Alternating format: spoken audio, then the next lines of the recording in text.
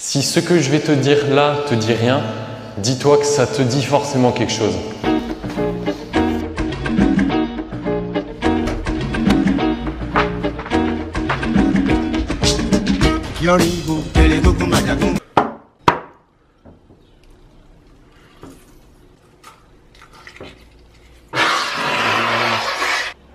En fait, on peut dire qu'aujourd'hui va servir à deux choses. De une, me couper les cheveux. Et de deux, je vais chez mon père pour que son super méga sac de voyage devienne mon super méga sac de voyage pour l'Australie.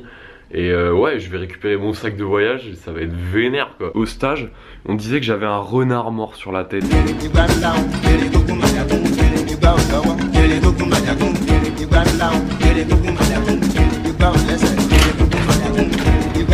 Coco, ça va? C'est une paire d'entraînement. Ils sont en caoutchouc. La chose la plus importante, c'est ta tête. Ah oui. Surveille ta tête, tu vois, il faut toujours que tu la mets vraiment le plus en arrière possible, tu vois, parce qu'on peut se cogner très facilement le nez, tu vois, lunettes et tout. Où est-ce que j'ai mis ça? Ah, voilà.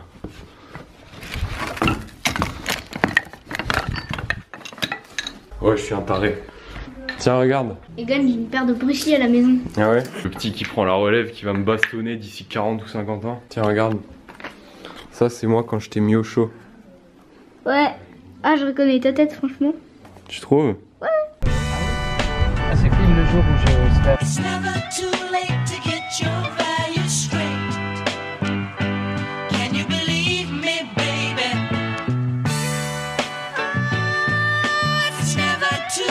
C'est quoi l'anti-chiasse, c'est ça là? Non, l'anti-chiasse, c'est ça. C'est ça. Peigne, rasoir, déodorant, tout. Le rasoir, tu veux Ah, c'est un rasoir mécanique. Ouais. Ah oui, ça faut que je le prenne ça. Allez, on descend Elias. Là. Alors, ça, c'est ta lampe frontale.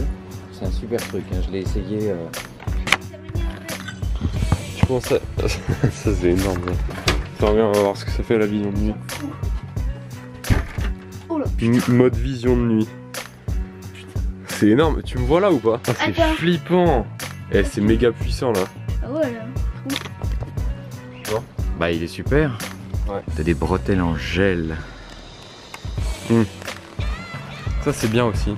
Ce que je pensais une fois à Sydney, c'est pas acheter un vélo mais un skate, tu vois. Parce que je me déplace que comme ça. Et je pourrais très bien, limite, je pourrais en acheter un petit et le foutre derrière là, tu vois, pendant le voyage, mais bon. Juste pour montrer vite fait de quoi je suis. Moi aussi, j'ai montré de quoi je suis capable. Ah salut vieux matou. À 20h42. Et honnêtement, est-ce que j'ai pas l'air d'un backpacker là, avec mon petit sac? Je suis un peu dégoûté parce que je voulais profiter de la campagne un peu qu'il y a chez mon père. Enfin la campagne, il y a un petit parc à côté dans lequel j'ai déjà fait une vidéo d'ailleurs pour parler de ce dont je voulais te parler aujourd'hui. Parce que je te parle toujours de quelque chose, tu vois. Mais je pense que je vais le faire plutôt à l'impro en mode... Tu sais, avec tout ce qui s'est passé cette semaine là. Oh, regarde, ça c'est une photo qu'a pris mon père. C'était à l'anniversaire d'Eliott à l'Acrobranche. Puis vraiment des jolies photos, hein, vous savez. Entre la fin du stage, le fait que la bande du 3e se soit ramenée à la Cressonnière, tu sais, un peu tous mes potes que tu as vus pendant toute l'année. Et le fait que aussi je recommence un peu à rapatrier mes affaires à Bordeaux. En fait, je sens qu'il y a quelque chose qui est en train de se passer. Je sens qu'il y a quelque chose qui change et que ouais, il y a un truc qui change, tu vois. Je suis désolé hein, pour la coupe, je teste des trucs en ce moment juste pour justifier que j'ai les cheveux longs et que je veux faire un truc stylé. Donc je sais que bon, tout le monde n'aime pas, mais je m'en fous, tu vois, j'aime bien. Hier, avant de rentrer sur Bordeaux, j'ai essayé de mettre des mots sur ce sentiment avec Gabi. On a passé bien une demi-heure à essayer de réfléchir là-dessus parce qu'il pense la même chose. Et c'est pas vraiment du bad, c'est pas vraiment de la joie de partir, c'est une sorte de sentiment bizarre. C'est une sorte de mélange entre de la mélancolie soulageante chelou. En fait, ça sent la fin, quoi. Et on se marrait grave parce que on a tellement attendu ce moment-là tous les deux. Je me souviens au milieu de l'année dernière avec Gabi, on en avait déjà ras-le-bol de l'IUT, tu vois. Faut que j'arrête de dire, tu vois, c'est pas possible. On parlait déjà de partir en Australie, on pensait déjà au dernier jour de cours, à la dernière semaine, à ce sentiment de libération, de « Boah, enfin on sort de de ces études pourraves quoi, enfin pourraves, pour nous hein, c'est vraiment que mon avis, mais pourraves. Il nous restait encore 1 an et demi à tenir et je me souviens, on avait des rires nerveux, on était morts de rire parce que on était tellement mal au fond de nous et on se soutenait comme ça, je me souviens, on se marrait mais il était tellement tard le soir que les voisins tapaient sur les murs pour nous dire de fermer nos gueules et qu'ils voulaient dormir, mais on était morts de rire et en même temps on se demandait mais comment on va encore tenir 1 an et demi, comment on va faire quoi? Genre on en a déjà marre au bout de 3 mois, il nous reste 1 an et demi à tenir, comment on va faire en fait? Et comme toi, j'ai déjà eu des fins de cycle comme ça, comme le dernier jour du lycée, quand tu déménages aussi pour faire tes études dans une autre ville, que tu quittes le domaine familial et que tu commences un peu tu fais tes courses tout seul, tout ça, tu sais, c'est vraiment des pages dans ta vie qui se tournent en fait. Quand tu quittes tes potes et que tu dois t'en faire des nouveaux, enfin tu sais, tu vois forcément ces moments desquels je parle, t'en as forcément eu toi aussi. Sauf que cette fois c'est différent. C'est différent parce que je dis pas seulement au revoir à mon appart à Agen, à ma famille, à mes potes, à une école. Cette fois, je dis au revoir à ma vraie maison, à mes vrais potes que je me suis fait pendant 5 ans, à ma ville, à mes petits endroits dans lesquels j'étais habitué à aller quand je me sentais mal ou au contraire quand ça allait bien, à mes petits cafés, à mon kebab dans lequel je vais bouffer quand j'ai vraiment trop la dalle et que j'ai la flemme de me faire à manger. Je dis au revoir à tout mon univers en fait. Je pensais que j'avais déjà vécu des resets comme ça un peu hardcore, notamment quand j'ai changé de ville pour faire mes études il y a 2 ans. J'ai complètement changé d'environnement et de lieu et de façon de vivre. J'avais mon appart, je faisais mes courses, j'avais mon budget à gérer. Enfin, c'est énorme pour un lycéen qui sort du bac de se prendre en main comme ça. Mais je me plantais complet en fait. Putain, jolie voiture. Hein. Mais ce qui est intéressant, c'est que une fois maman m'a dit que la vie, elle te met toujours face à des situations que tu peux toujours gérer. Elle va jamais t'enfoncer dans une merde si profonde de laquelle tu pourras jamais te relever, tu vois ce que je veux dire? Moi j'aime bien me dire 2 choses. J'adore me dire qu'au final, il y a forcément quelqu'un qui l'a déjà fait, qui est déjà passé par là, donc au final, pourquoi pas moi? Et de 2, que la vie c'est quelque chose de stylé. Et qu'elle te laissera pas patauger dans la merde comme je te l'ai dit tout à l'heure. Par contre, elle te laissera t'y noyer si toi tu choisis pas de t'en sortir en fait. C'est-à-dire que le choix final, il revient toujours à toi.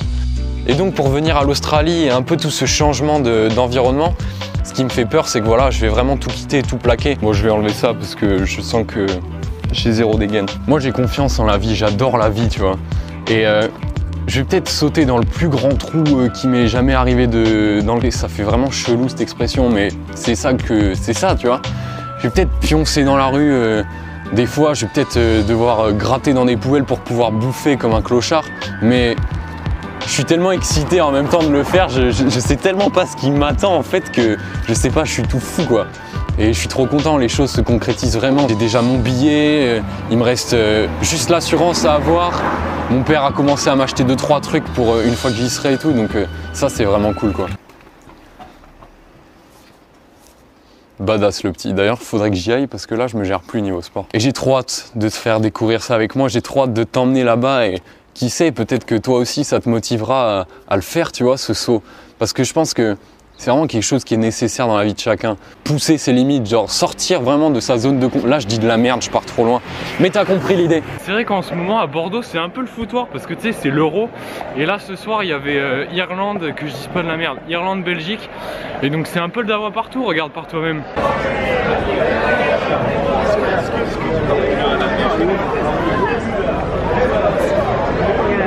Je pense que là, si t'as un bar et que tu vends à boire, cette période-là, c'est l'Eldorado, tu vois. Parce que là, mais tout le monde picole H24. Ce matin, quand je suis allé me faire couper les cheveux, il y avait déjà des mecs mais archi sous dans la rue et tout. Enfin, le gros dawa. Là, je me dirige chez mon frère parce qu'il va faire apéro et ça fait longtemps que je l'ai pas vu, donc je vais profiter de lui. Mais comme je t'ai dit tout à l'heure, parce que c'est vraiment les derniers moments, quoi. Donc j'ai profité au max de ça. Et puis voilà. Ouais. Ouais, c'est moi.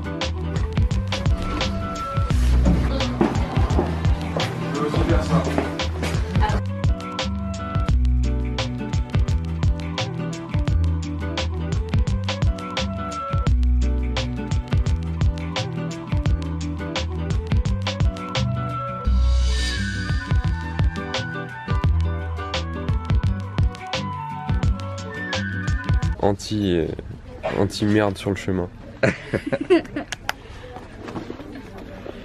Avec un puissant anti-chiasse.